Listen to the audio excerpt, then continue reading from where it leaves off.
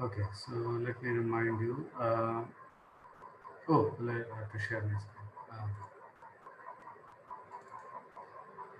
Okay, so we defined the McDonald polynomials combinatorially by this existence and uniqueness theorem, which says that these p lambdas, which depend on two parameters q and t, are orthogonal with respect to this qt inner product, which I defined earlier. Let's see what it is. Um, yeah, so we defined z lambda qt in terms of this two parameters q and t depending on lambda in this way, and we modified the usual inner product by replacing z lambda by z lambda. So these two are the extra factors. When q is 0, this is the inner product for the whole Littlewood symmetric functions, and this is the z. And so we had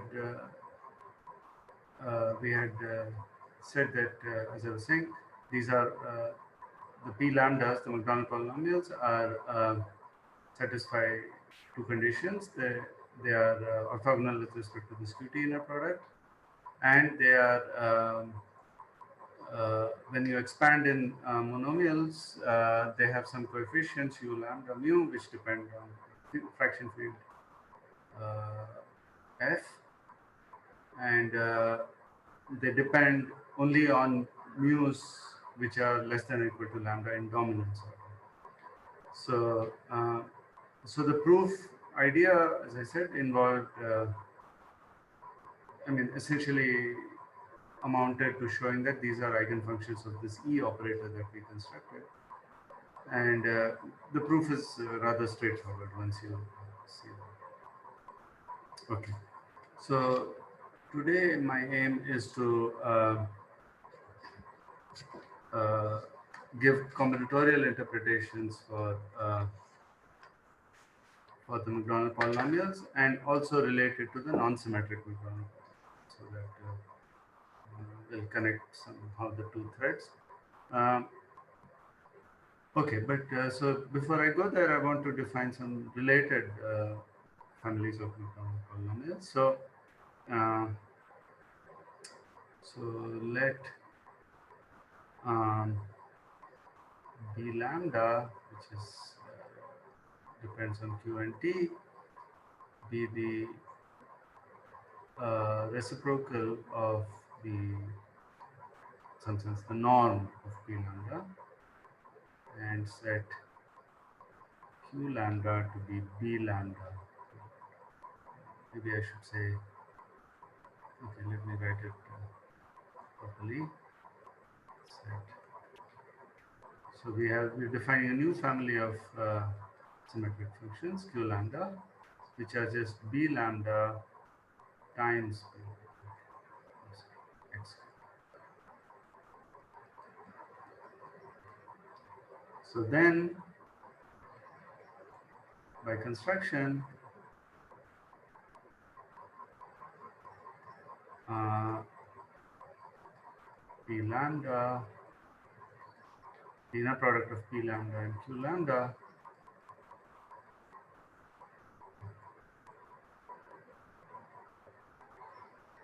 is delta lambda. So, okay, but this is not too helpful. So let me give you a formula for these b lambdas. So it turns out, you can show,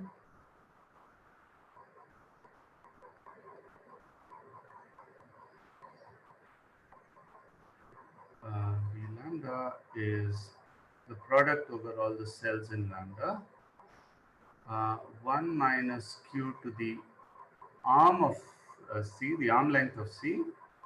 So we are taking, as I said, the product over all cells, t to the leg of C plus 1 divided by the other way around, 1 minus q to the arm of C plus 1 t to the arm of C.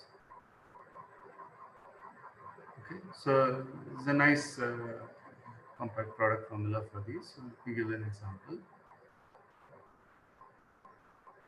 Sorry. So let's take lambda is to 1. Then you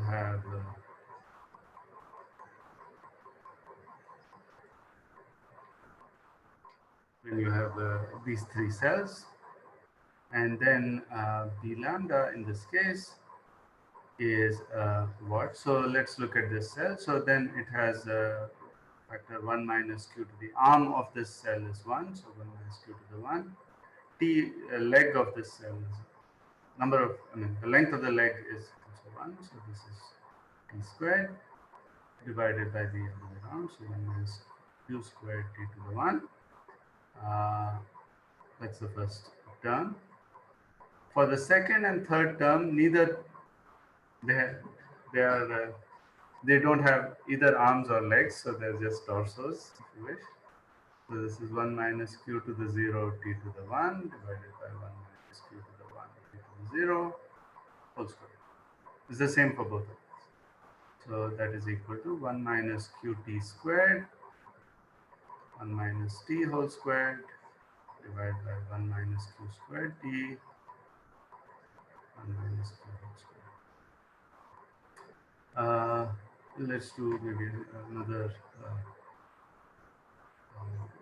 example of the same size, and I'll show you on Sage that this is correct.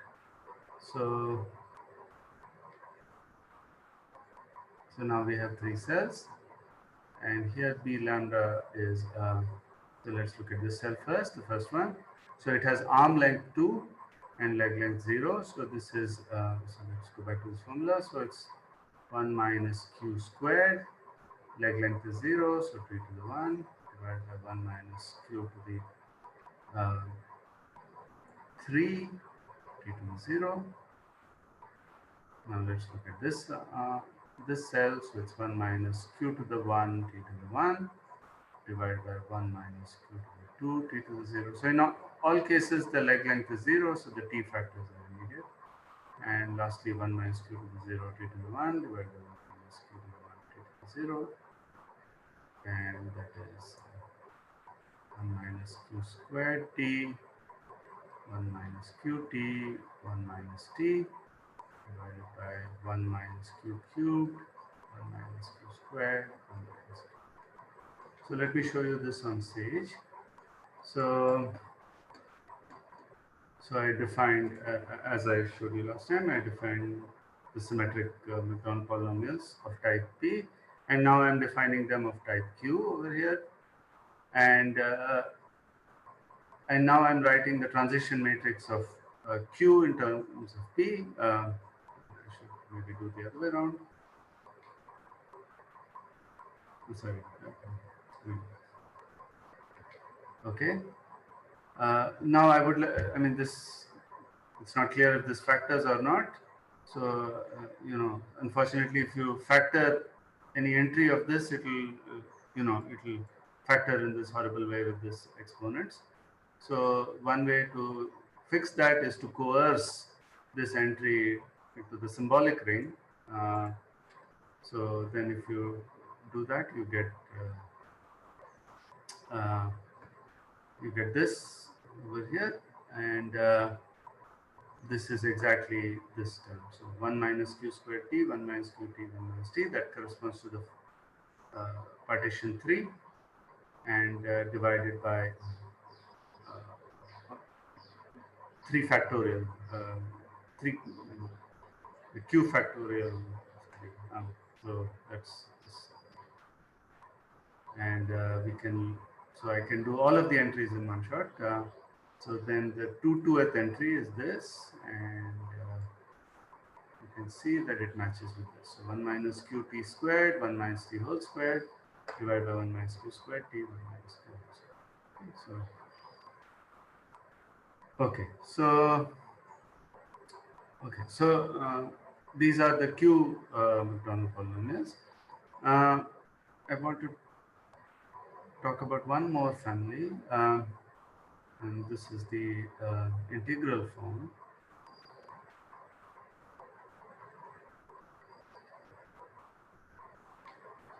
So Macdonald defined another family, just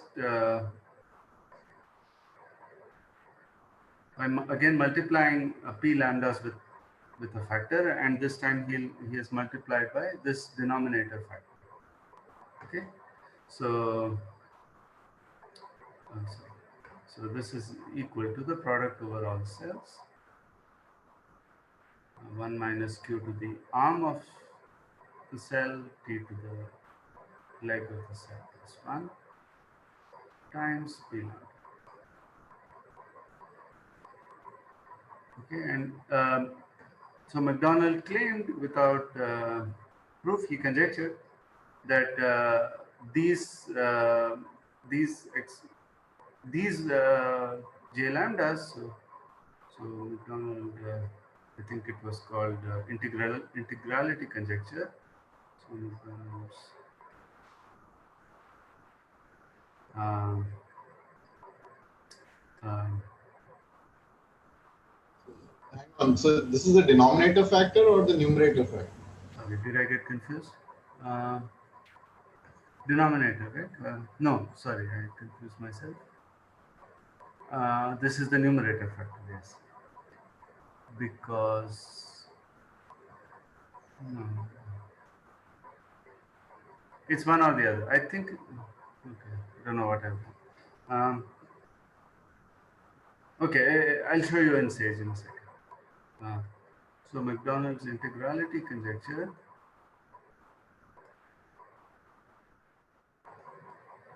was that j lambdas, when expanded in n mu's, give coefficients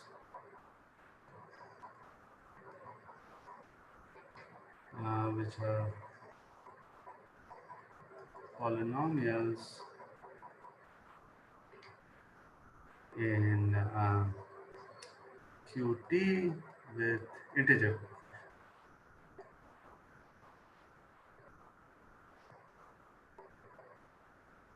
So this is already stated in his book. He gives a stronger conjecture, which I'll mention in a second.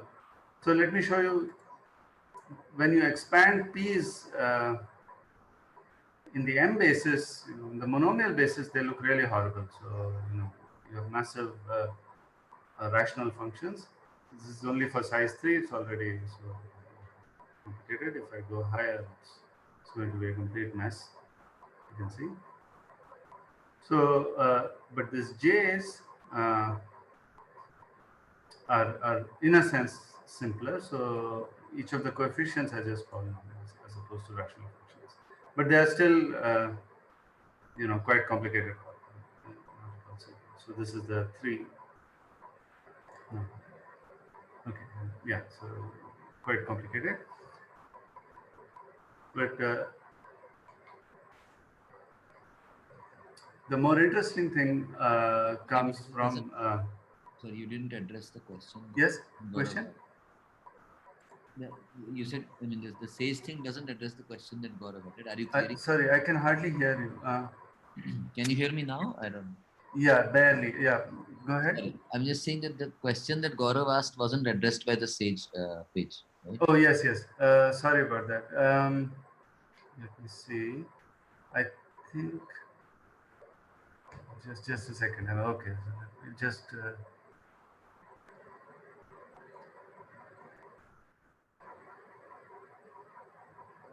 If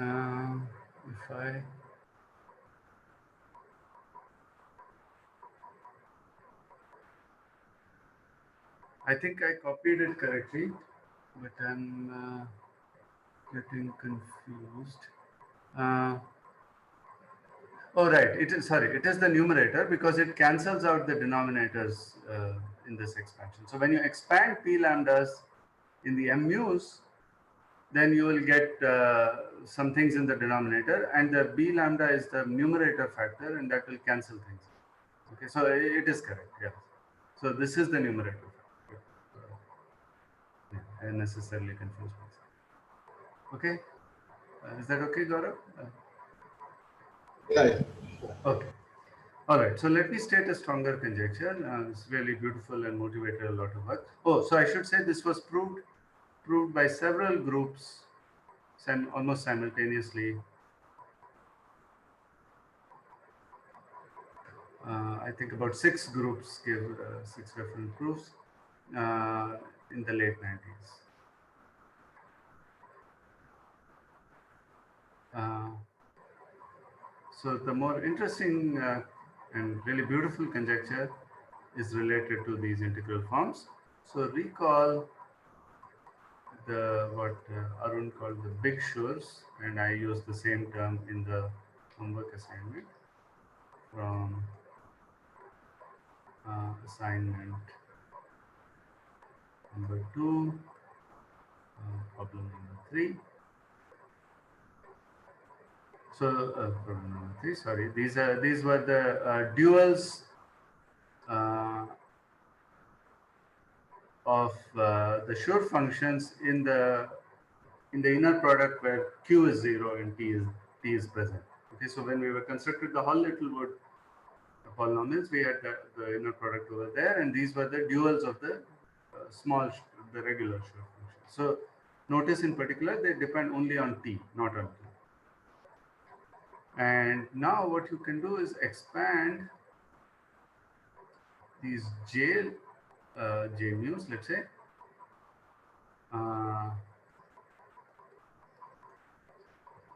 in terms of the big shurs. So K lambda mu Qt is S lambda X. Okay. So when Q goes to 0, this becomes the Q mu of xt, the Hall Littlewood polynomials of type 2, and when Q goes to 0, these become the Koska-Fuchs polynomials.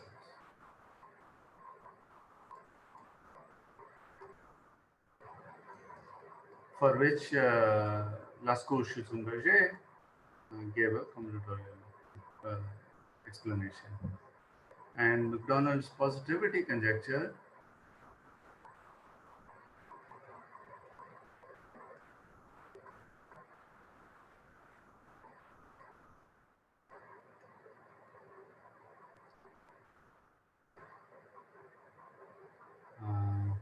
which was finally proved by Mark Heyman in a JAMS paper in 2001, is that K lambda mu's are polynomials in Qt with non-negative integer coefficients. And I'll show you these in Sage, and you'll see they're remarkably simple compared to all this complicated business we have been seeing, even for the expansion of J's in terms of M's. You know, they are polynomials, but with the integer coefficients, not necessarily non-negative. And here, let me define the big shurs. So they are, I use the Macdonald polynomials with Q equals 0. So that's what they are. And when I expand them in the monomials, you see they only depend on T, so that's good. And but now let me expand the J's in these big shurs, and you see they are remarkably simple. And let's go higher. You again see have a very nice structure. Sorry, where are you taking the dual in this Sage? Sorry, when am I? You said something about dual, right? Where is it in Sage? At which point are you taking the dual? No, I'm not taking the dual. There is the capital S already defined in Sage. And I'm just taking that with Q equal to 0. Okay, so Sage has already done the work for me. I could define it in terms of the dual basis also, but it's the same thing. I think I think in one of the earlier worksheets, I had shown how to take the dual of a basis using any of the inner products already. Thanks. So yeah, you can see even for size 5, they look tractable, but they are complicated. But you know, they're much more sort of pleasing to the eye, and hardly any of the coefficients are more than 1. So I find very few. Okay, so uh, so so this was you know, this spurred a lot of work, and finally was settled by him. I think he used some geometric techniques, which I don't know anything. Okay, so Sorry, could you just scroll up a little bit? sure, Yeah, that's it. that's enough. Yeah, that's it.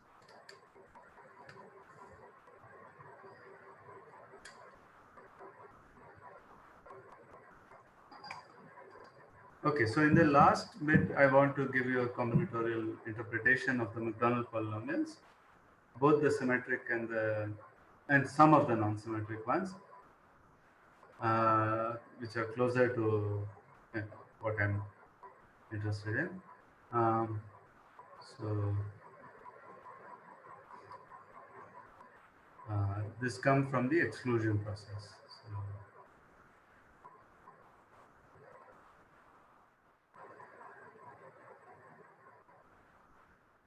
of p lambdas and p lambdas. Sorry, so this also has to do with that Cortile-Williams Mandelstam paper. Yes, yes, I will. That's the result. Yes. So, okay, so first let me define the exclusion process. So the asymmetric exclusion process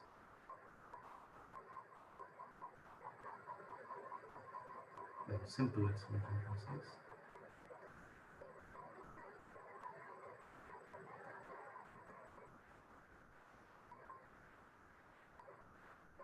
A set. Well, it can be defined on any graph, but let's stick to um, the cycle graph on a ring with let's say n sides and n ones is as follows. I'll not write all the details, but I'll show you with the picture.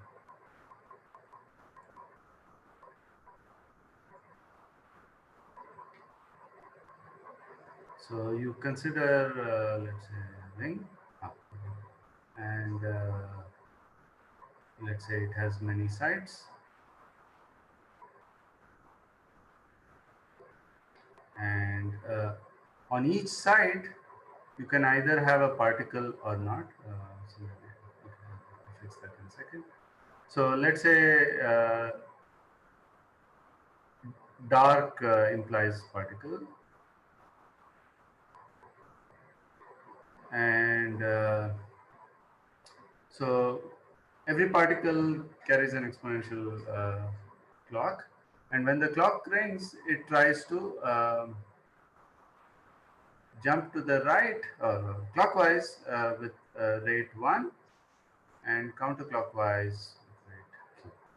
Okay, so we imagine that q is less than 1, but it doesn't really matter because we're working at the formal level.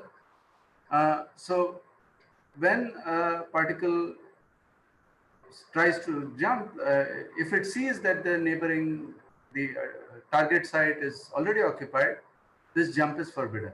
It cannot do that. But this is allowed. So this does jump. This jump is allowed. This jump with 1 is allowed, and also backwards with q is allowed. And so on. Okay. So that's the description of the process. I mean, it's a Markov process, so such things are well understood. Finite state Markov chains, everything. Sorry, with what probabilities does it go left or right? No, these are continuous time Markov chains, so they have rates. So the one is the you can describe it also as a discrete time Markov chain, but it's more natural to think in continuous time, because when you talk in continuous time, it's automatic that only one particle jumps at a time. Aha, okay, right. Because Yeah. anyway, so Sorry, you said with rate Q. yeah, Okay, I heard weight Q. Okay, no rate. confusing. These are rates. So rates 1 and Q. Okay. So so basically, everything can be described in terms of finite matrix, in particular the Laplacian of the graph. Okay, so of this weighted, of a certain weighted graph. Okay, so this is so what does this have to do with anything? I'll come to that in a moment, but let me tell you one important fact about this, which is easy to prove. So one is often interested in the long-term limit of such a system. So you started with some initial state or distribution, and you let it run, and let it evolve, and you wait for a long time, and then you see what you stop the system at some time, and you look at it, and what is it? So what does it look like? So that is described by the stationary distribution. So the stationary distribution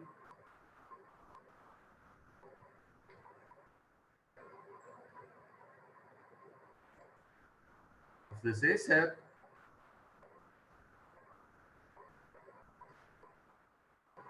is uniform.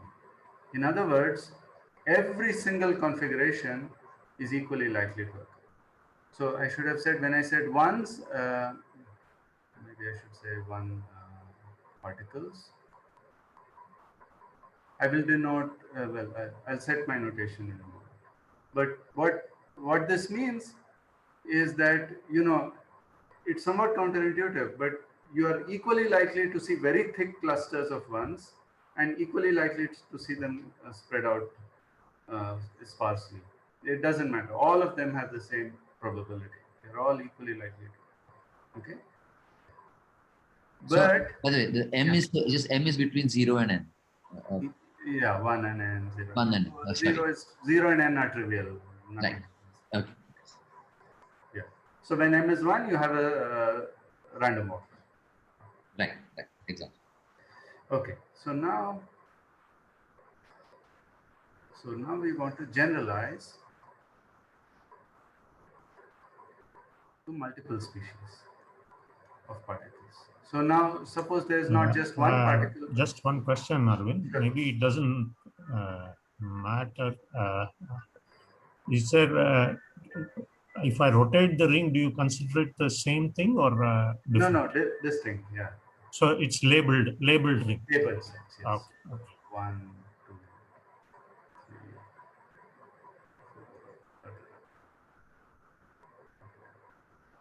3,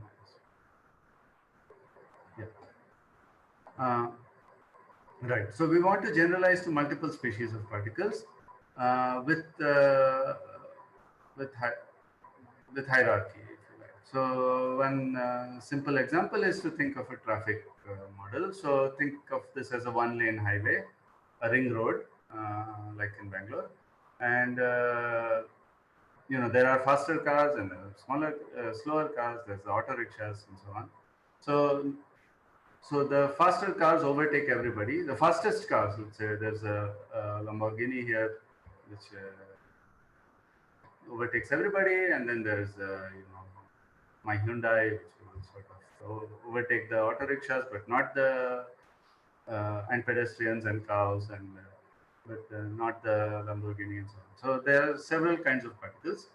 So suppose there are k species.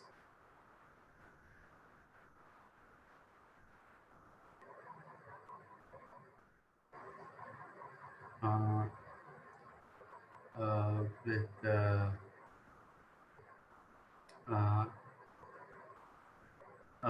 mi number of particles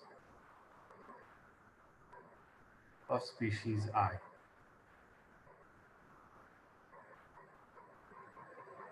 Okay, and we imagine the so 1 less than equal to I less than equal to K, and you and sum mi I equals 1 to K is equal to N. Okay, so you imagine so this the strongest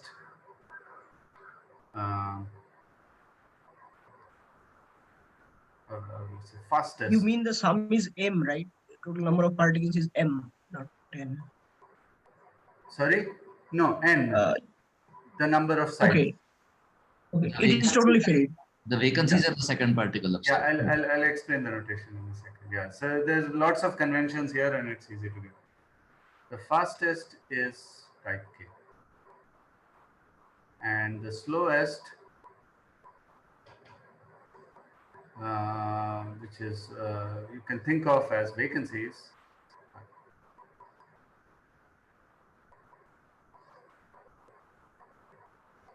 is type 1. I mean, I could have put 0, but okay. And all the types are strictly, the speeds are totally, form a totally ordered set. Yes, exactly. So that's what I mean with hierarchy. Okay. So every site is occupied, and the transitions are as follows.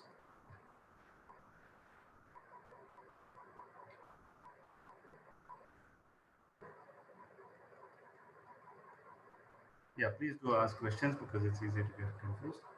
So Ij goes to Ji with rate 1 if I is less than j, and q if I is greater. I think this convention is correct, but I could easily be muddled up and it might be the other one. But you know, these things are easily fixed. Okay. So now the stationary distribution is not uniform anymore.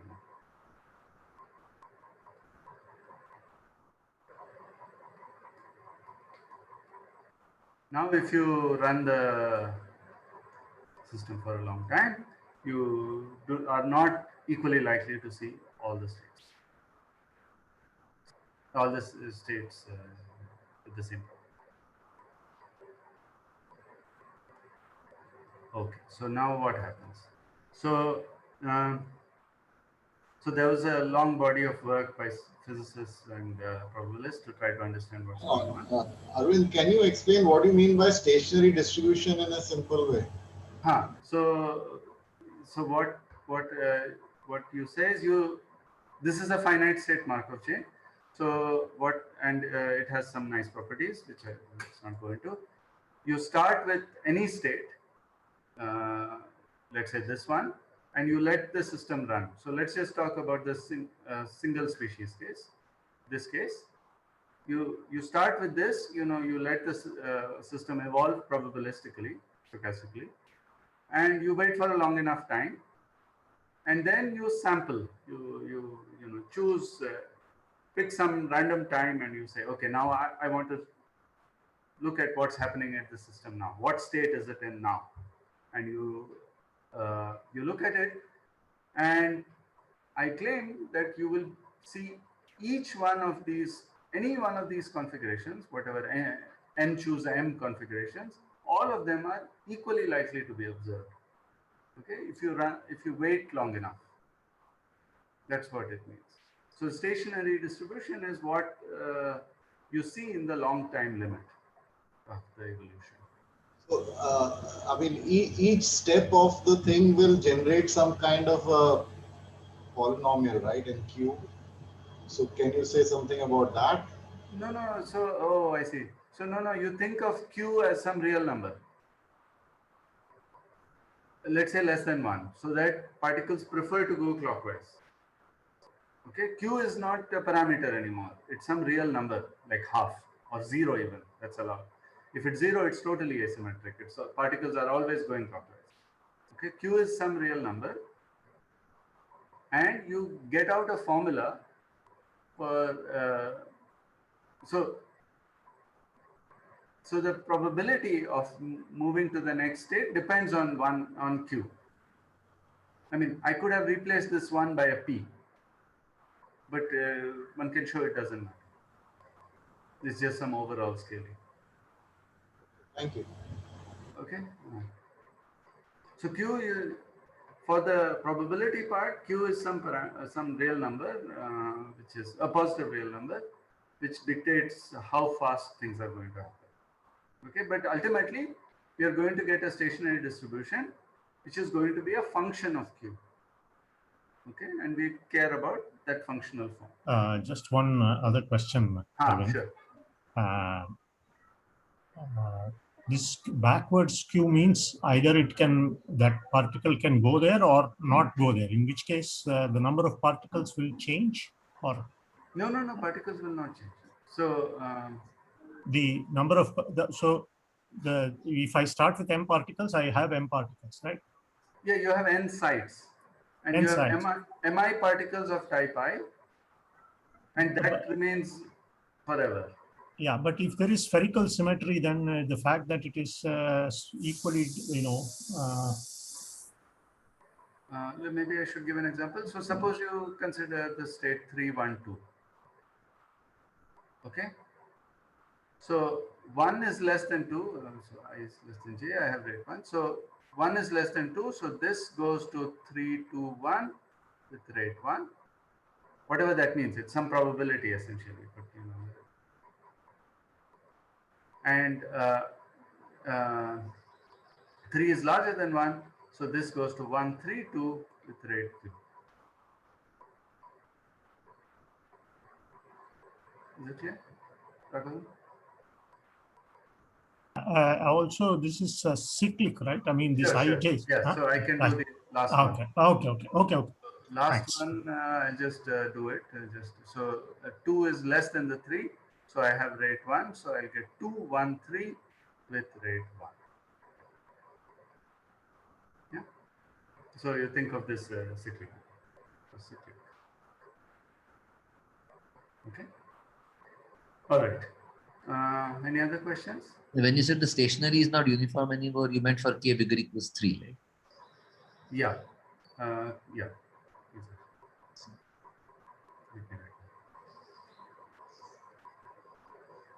Yeah, otherwise it's single species or trivial. Yeah. So there was a large body of work to try to understand the stationary distribution, and it culminated in this beautiful theorem of Ferrari and Martin, which I want to explain. So without going into too much details, I want to.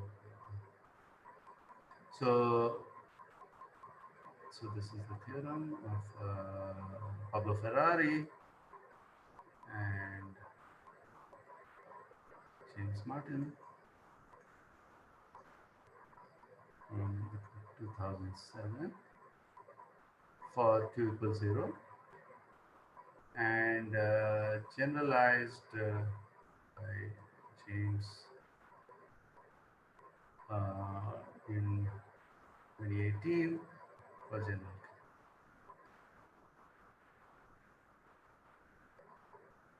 And the theorem gives you a formula for the stationary distribution, and it involves queuing processes. So let me not talk in that language, but we call this structure a multi-line queue because it comes from queuing theory. But you think of this as a discrete cylinder, okay? So it has k minus 1 rows. Well, you can take k rows, it doesn't matter. So you have n sides, so it's a discrete cylinder, as I said. It has n sides. It has mk particles on the kth row. So particles are just 0, 1. So, ones are particles, zeros are empty. So mk particles, mk ones, let me say. Okay, let me say. The next row, so let's say there are 2 of them here, and the other sides are empty. Okay, so maybe I'll use some other.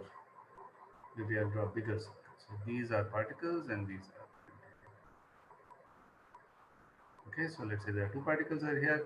The next row will have mk plus mk minus 1 particles. So let's say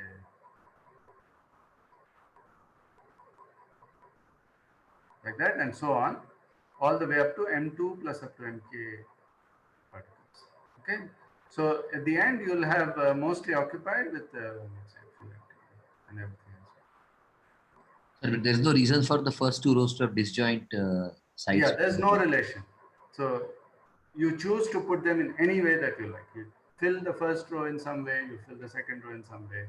You have n choose mk for the first row, n choose mk plus mk minus 1. And there are how many rows? Did you say k or k minus 1? K minus 1. K minus 1. K minus 1. And they are wrapping, so it's a discrete cylinder.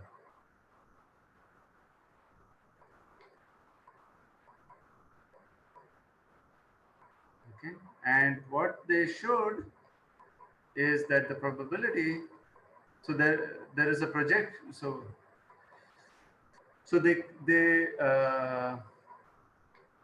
created a Markov chain, a Markov process on these configurations. So let me write it abstractly. So there is a Markov process.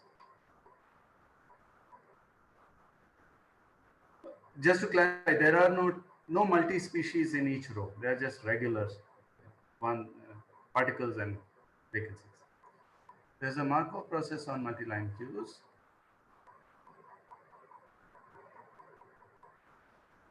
Which projects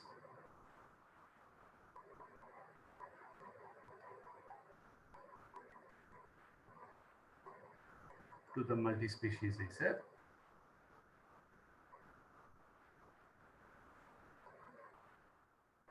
With the precise species numbers mk and k minus 1, such that the stationary probability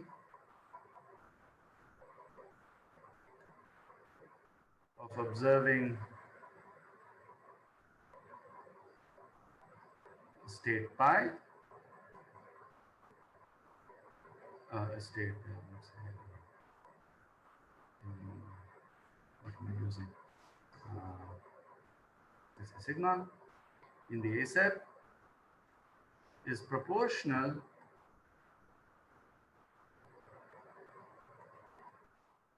to the number of queues, number of multi-line queues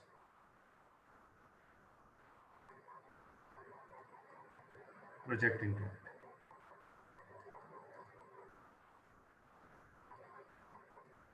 And in particular, so there's a projection scheme which I will explain shortly, which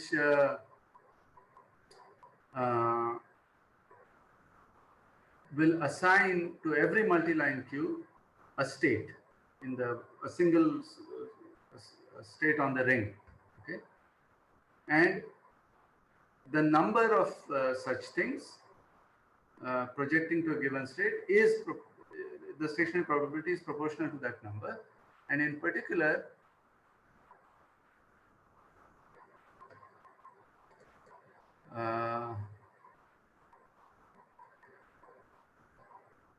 the common denominator of these probabilities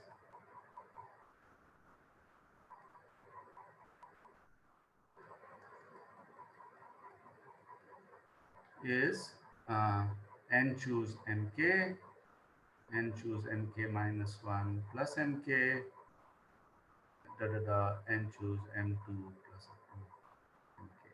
I can put n choose m1 plus up to mk, but that's exactly n and so on. Okay, so that's what this says.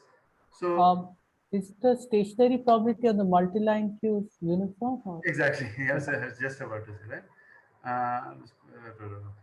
Yeah. So maybe I'll write it here. Whose stationary distribution is uniform? Okay. So that I will enter here. So what this says is that you choose any arrangement that you like. You run a Markov chain on this level, and it will project as a Markov chain to the Markov chain on on this multi-species IC. Okay, and I'll explain how to go about it. Sorry, and again, this Markov process is it's continuous time and Yes, finite it's a, state space. yes. The finite state space, because you just choose for each row the possible number of subsets. Okay. And this is the number of states. Okay, yes. And that's why. So people had observed this and conjectured that this is the common denominator, and Ferrari and Martin found a process which projects it. So, okay.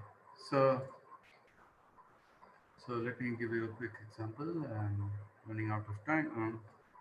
Okay, maybe I won't give this example right now, but I'll show you how this gives something related to McDonald polynomials. Okay, so let me.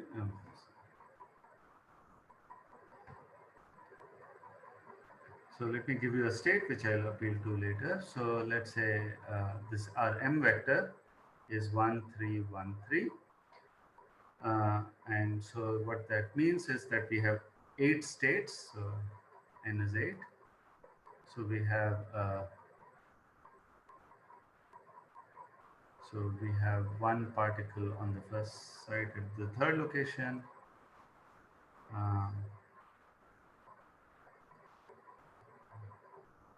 4 on the second row and 5 on the third row. Okay, so this is 4s. Okay, so unfortunately there's a shift, so this will become 3s.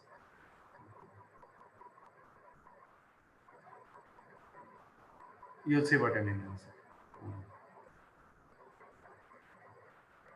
Okay, so this is the vacancies are zeros now, is it? Yeah. Right. Okay, so this is going to be a running example. So what I will now describe. So okay, so now I'm coming to McDonald polynomials. So back to McDonald polynomials.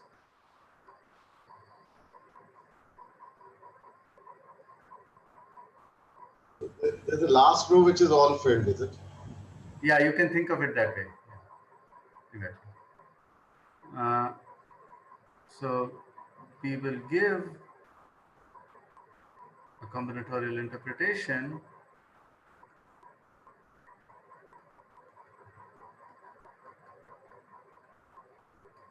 Sorry, I'm Arvind. MK was 3 here,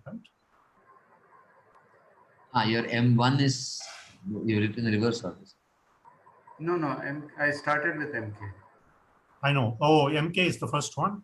Yeah. How do you, okay. Where did I write it? I didn't write it. Sorry about that. Yeah, thanks for clarifying. So this should be M4. Yeah, so using these multi-line queues, okay, of Ferrari and Martin. And the construction is as so. Okay, okay. So this is going to be a little complicated. So bear with me. Okay, so this is so we'll form a queue. What we will do is we will perform a matching algorithm. So from balls or particles on the ith row, we will match particles to the I minus 1th row. So I have to be careful about notation. Okay, so before that, let's see what is the partition that we are going to compute. So this lambda that we have. So in the example,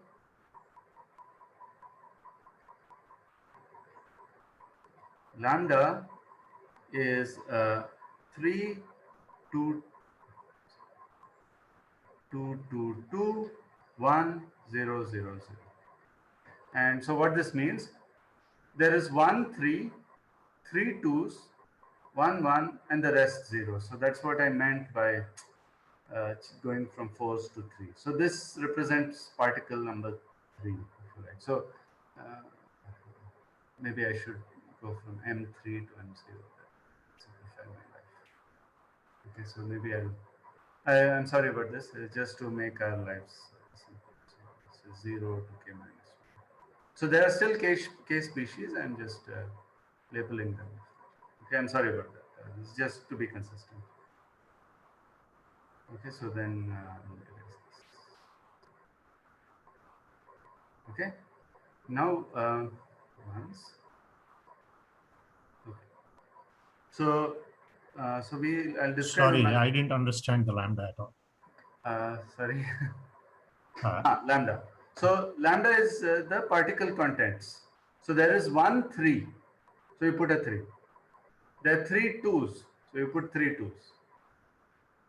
What's the 3 2s? Where did you get the 3 2s from? M2 is 3, no?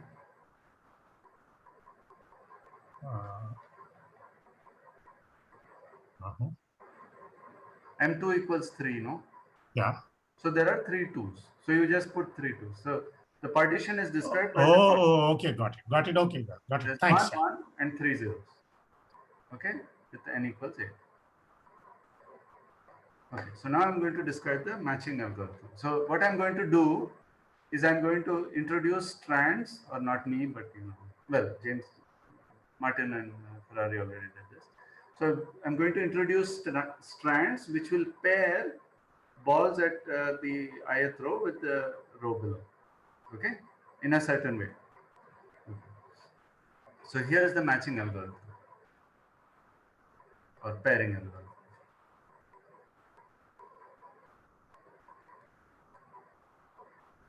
Okay. Okay. So first, match k minus 1s, which is the topmost particle, by going down and right and allowing wrapping. So you choose in any way. Okay. I'll describe what I mean with the example. Then match k minus 2s and so on until everybody is matched.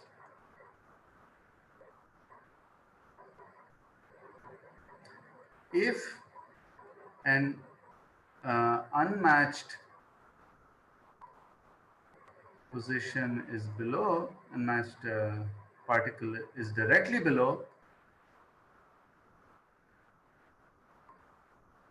Sorry, and you do this for every pair of consecutive rows, the lines.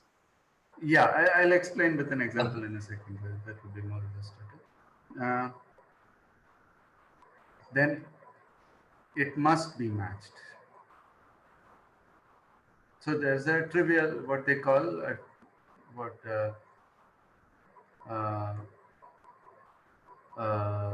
Corteil, Williams, and Mandelstam call trivial. So let me go back to this.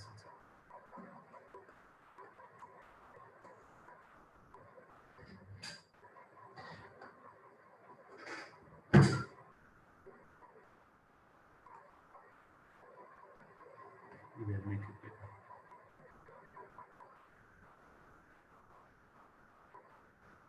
So example. Okay, so this is the 3. Okay, we choose to match it to any one of these balls. Okay, you choose whatever you like. Okay, so let's say we match it here. So I'm following their account. So this becomes a 3. Now you match it to somebody. So here you skip this. I mean, you go down and to the right, and you pick whichever one you want. So here you skip this. Maybe in the next time you don't skip one. So you get this. Okay, so this was matching the k minus 1s. Okay, the topmost guy. Now you are left with 3 guys over here. So, oh God. I should say, yeah. So now so there's a prescription of going from the right. Okay, so we start with the rightmost ball. Okay, so let's say, so this is now a 2. This is on a ring, remember? So this will go, let's say, here and come back around here, and this becomes okay. Then this one goes over here and comes back over here. This one was directly above, so this is the trivial pair. So this is actually I should have done this first, because after doing the 3, this is a 2. Sorry about that.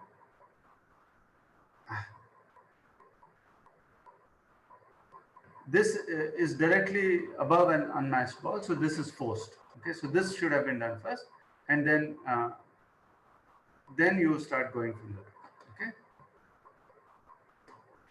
Okay, exactly. So, so I should also tell you my row convention. So row labelings, row numbers. So we start from below. So r equals 1 is here, r equals 2, r equals 2. Okay, so and I should say at each row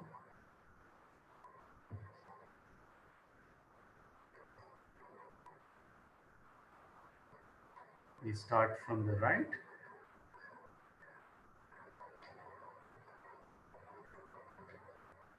after making the trivial pairings. So as I said, I should have, after doing the 3, I should have done this. Okay. Now what we are going to do, is assign weights to this. Okay, so now, so this defines the multi-line cube, and this is precisely the pairing, the projection of Ferrari and Martin. So at the end you will get a word. Oh, sorry, this, oh, I didn't finish. So this one which was left over is the 1. And these rest are zeros. Okay, so this gives you a configuration by putting zeros. This is what, to answer Gaurav's question, if I had one more row, I would just project everything in the obvious way and put zeros. Okay, so this defines a multi-line queue. So let's say denote. I have one question. Can I ask? Yes. So you have ignored the last row while drawing, but will it not affect on that algorithm? Will it not affect? On that algorithm that you have not basically drawn the last row. So Yeah, for the matching, each will be a trivial pairing, and so I would match 3 here, 2 here, 1 here, 2 here. Okay. Yeah. Thank you. Yeah. Okay, so this defines, and let's denote Q. So now we give weights. Venkatesh, I'll go a little over time, okay? Yeah, sure, no problem. Because there have been a lot of questions. Okay. So let's give the x weights first. So the x weight, remember we are constructing the Macdonald polynomial. So there's the x weights, xi's, and there's the q and the t. So the x weight, and I'm using exactly their notation. So weight to x is as follows. If there are Ci balls or Ci particles in column I,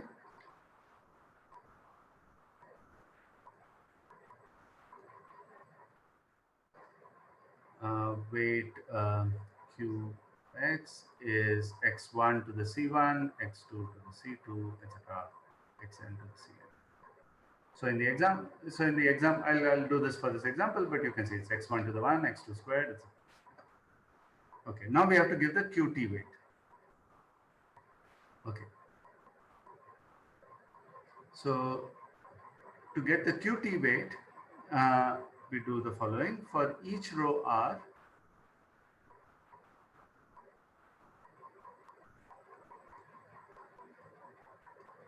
imagine pairing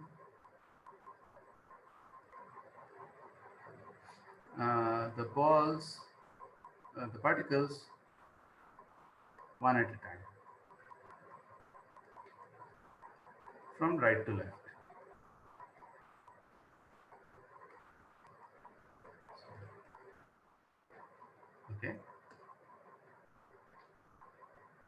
So another notation is to unmatched balls are said to be free.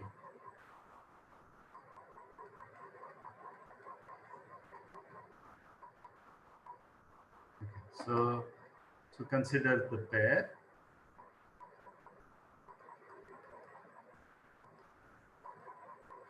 So let's say row R here, row R minus 1 here.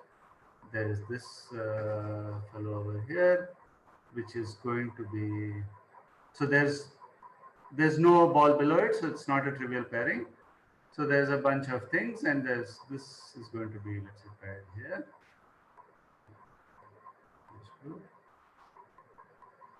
And there are some more balls in between. Okay, so here these balls are skipped. Skipped particles. Sorry, I keep switching terminology. So this was, let's say, particle I, and now this becomes particle I. Okay, so two things are important: the I that you are pairing from row R, and the label of the row, which is R in this case. Then the weight of this pair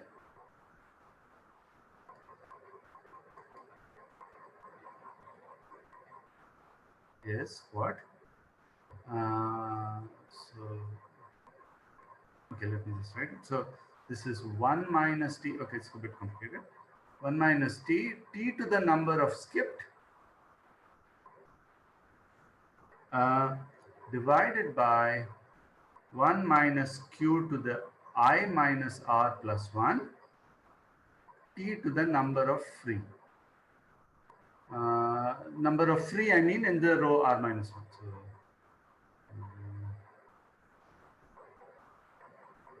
okay, maybe I should. Okay, so let me rearrange this.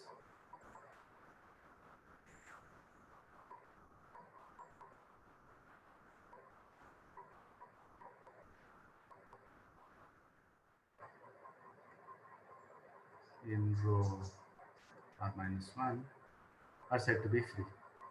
Matched balls yet. We are doing one at a time, remember, from right to left. So I think, okay, so the weight of this pair then, so remember this could have been after a wrapping, we could have gone full circle, so I'm not done. So there's times q to the I minus r plus 1. Okay. So this is column C and column C prime. So this is if C is greater than C prime, and no other factor if C is less than. So if C is less than C prime, that means you do it without wrapping.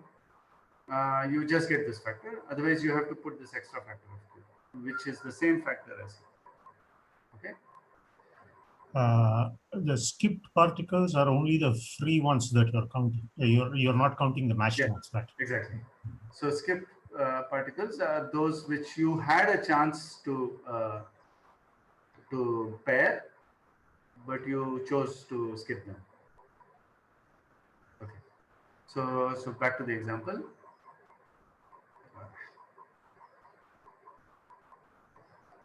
So example again. Okay. So then before that, so then weight of Q. Now the full weight is so this is pairing is the product overall pairings, not the trivial ones. Weight Q of pairing times weight Q of X. So in the example, let me bring it down here again, just to show you. I'll do it fast because I'm running out of time, but you should be able to check with this.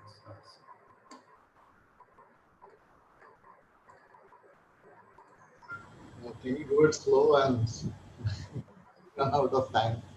Sorry, Can you do it slowly and still, even if you have run out of time? I'm okay with it, but other people might have. Okay, fine, I'll go slow.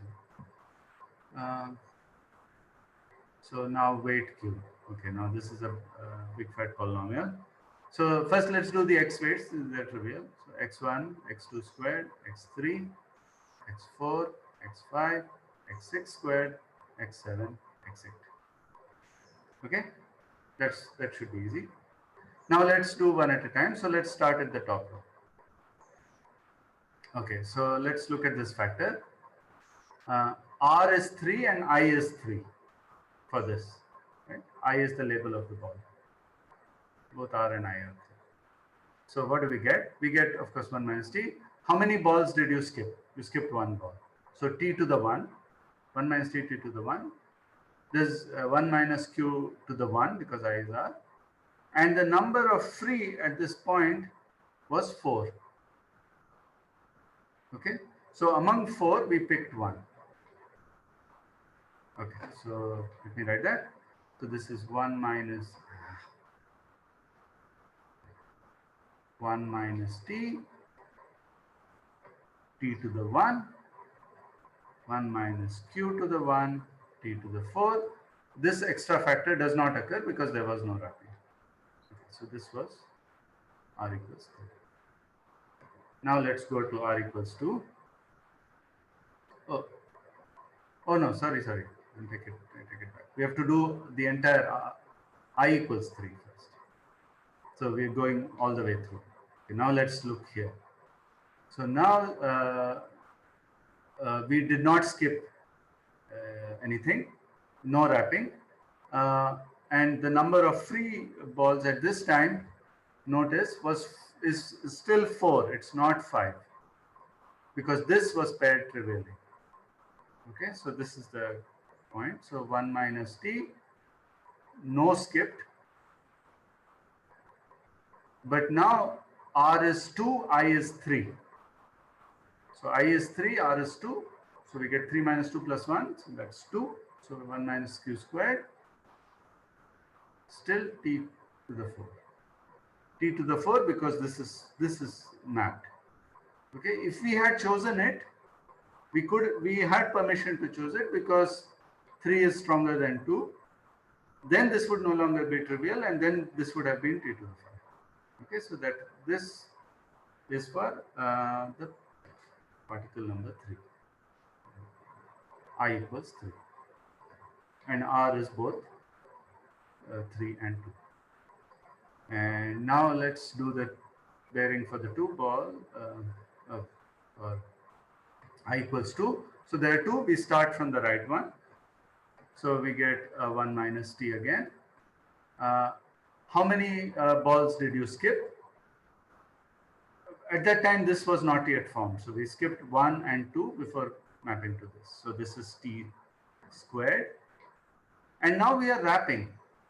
So we have this extra power of q. Both I and r are 2. So we get q to the 1 divided by 1 minus q to the what? Q to the same power, q to the 1, and t to the, how many were free? This 3 is already occupied. This 2 is trivially occupied. So we have 3 remaining. So we have tq. Okay. And the last is this fellow, 1 minus t, t to the, well, did you skip anything? No, this was already matched and we matched to the first one. So this is t to the 0. And q to the 1 because again I and r are 2. And how many were free? This and this were free. Everything else was matched. Okay, so this is a horribly complicated expression, but there it is. Sorry, I'm confused. Which one do you choose? Which of the two do you pair? It doesn't matter. Which one do you pair first? Yeah, as I said, from right to left. Oh, from right to left. I see. Yeah, pairing is from right. I have one more question. Can you Yeah, go please. to the last picture? Yeah. For the first kind of pairing from row 3 to row 2, why did you take the number of skip ball is 1, just because you could have matched that 3 to leftmost 2 in the second row as well? Sorry, I could have matched this to this Yeah. after going around. No. In the first place, in the very first, where you matched that 3 to the third ball in the second row, Yes. you could have matched that 3 to the leftmost ball in the second row as well, This right? one. Yeah. I have to go right. So I have to, if I have to match it there, I have to go like that. And Is sure, it you in could the do rule? that. Is it in the rule that you have to go right? Yes. Unless it's a trivial pairing. Oh, okay. No. Oh. So this is there. First match by going down and right Oh, okay. Thank you. Sorry. and allowing right. Yeah, no, it's complicated because there are too many rules. But that's the idea. Okay. So you allow all possible wrappings and you read what you get at the end. Okay. So the partition at the bottom, or the composition,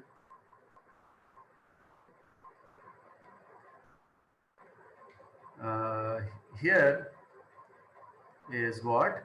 2 2 0 0 0 3 2 1. Okay.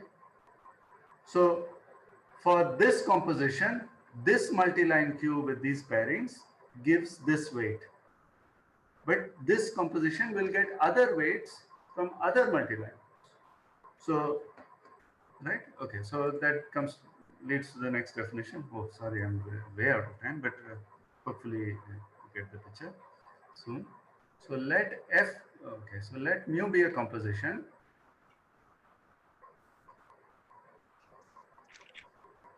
with content lambda. That is to say, they are mk, k minus ones and so on, with that exact particle content. So, and let F mu, I'm coming to the main theorem very soon, be the sum of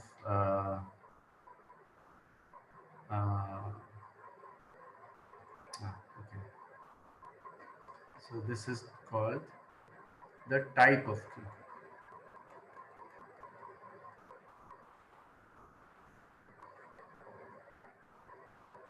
Sorry, how did you get that composition? How did you read that composition of? Just the bottom row, and you put zeros wherever there are dots. I think you are muted, Arvind. Sorry? No, I didn't still follow, Arvind. Just the bottom row meaning.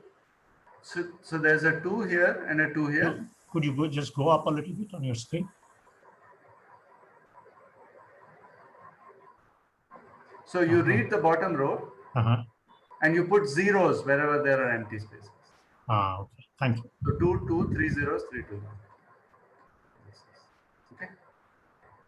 So you sum over all. So sum over all Q with type of Q equal to mu of the weight of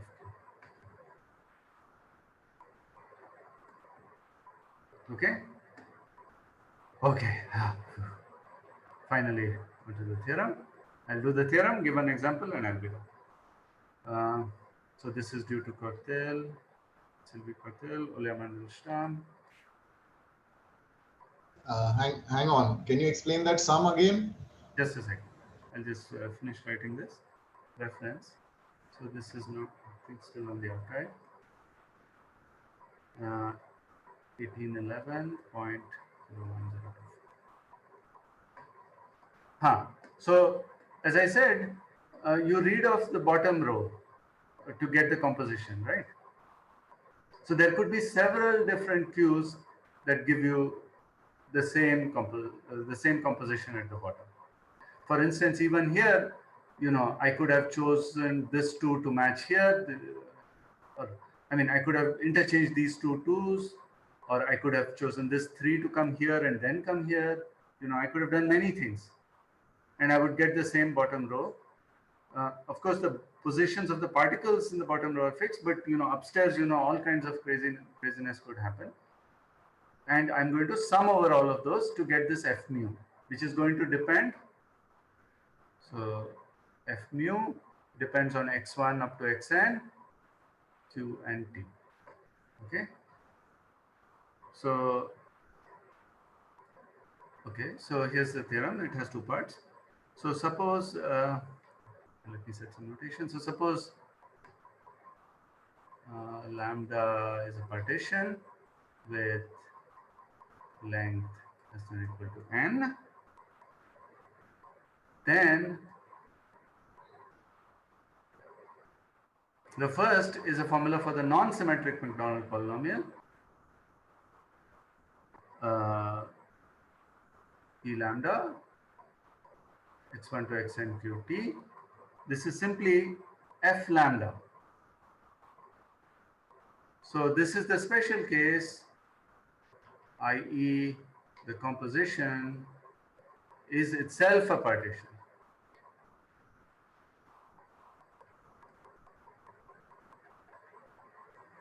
And the second, okay, so maybe I'll just make a side remark. When mu does not belong to P, we get what is called, it's just a remark, I'm not going to get into it too much, it's called a permuted basement Macdonald polynomial. This is also non-symmetric. What do you mean by we get? You mean F mu? Yeah.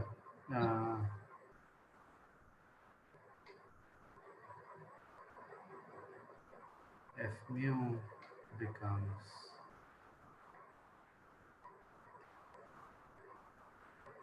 this is something that's already in the literature, but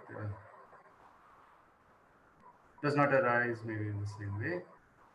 And what about P lambdas, our favorite guys? This is sum over all mu's which you get by permuting lambda. So you sum over all possible bottom rows with that content and all possible tableaus.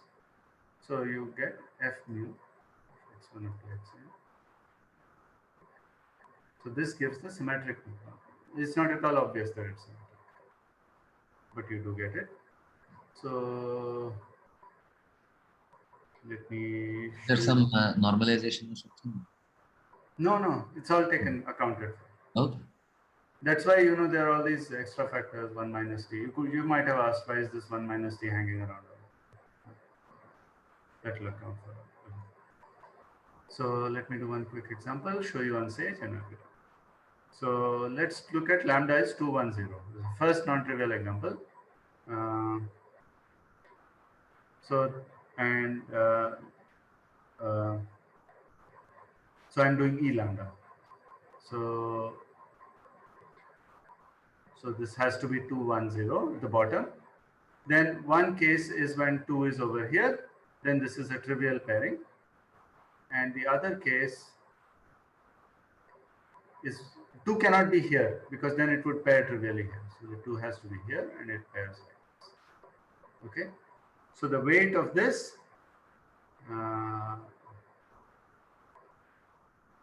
is just x1 squared x2. This is a trivial pairing, so that it has no QT effect. And this has weight x1, x2, x3. There's one ball in each column. And let's look at the pairing. So here R is 2, R is 1. And so if you just permit me to do this quickly, I get 1 minus t, t to the 0, q to the 1 because there is wrapping, divided by 1 minus q to the 1, t squared. Okay. And let me show you on Sage that this is what we get.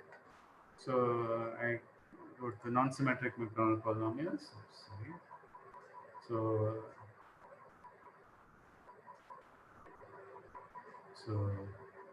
this is the non-symmetric Macdonald polynomial for 2, 1, 0. And you can see, well, there's a shift of indices as usual. So I get x1 squared x2. This is the first term. And the second term is q times 1 minus t, which is that, and divided by 1 minus 2t squared, that's that, x1, x2, x3. Okay, so it works perfect. Okay, I'm terribly sorry for going way over time, but there were a lot of questions, so I think I'll stop here. So thank you for your attention over all these lectures. So for this last thing that you did, the construction, is there some kind of a path kind of interpretation? Process? Yeah, this may be related to the formula I think Arun Ram has with Martha Ayyappa. I'm not really sure. Maybe if Arun is around, he could answer.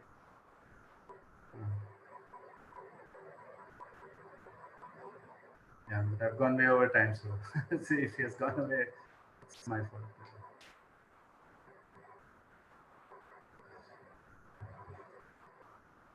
Yeah, they have some formula in terms of alcoves, or maybe Raghavan or Venkatesh, you guys know? I have no idea.